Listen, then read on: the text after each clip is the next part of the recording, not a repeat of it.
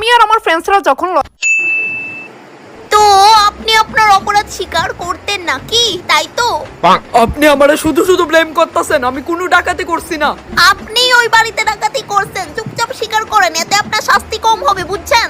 আশ্চর্য, আমি কিছু করছি না তো, আমি আমার কি এর দোষ মানতাম? হ্যাঁ, আমি ওই দিন গেছিলাম কিন্তু উনার বাড়িতে শুধু প্লাম ঠিক করতে। My lord, 2 minute.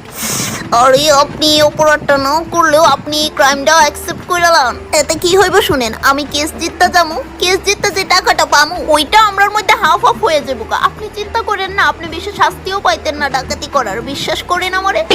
Yes my lord, আমি ডাকাতি করছি, আমিই করছি। ইয়েস ইয়েস ইয়েস, আমিই করছি। নিজে থেকে দোষ স্বীকার করায় অপরাধের শাস্তি কমিয়ে 14 বছর একদিন থেকে শুধু 14 বছর করা হলো।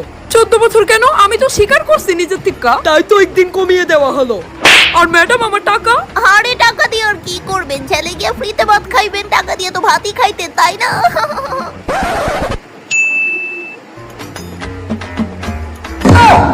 দেখো, আমি শুধু এদুরই জিগাইতে চাই, যে টাইমে খুনটা হইছিল তুমি কই আসছিলা? খারাপ পাইও না, আমি ভালোভাবে জিগাইতাছি।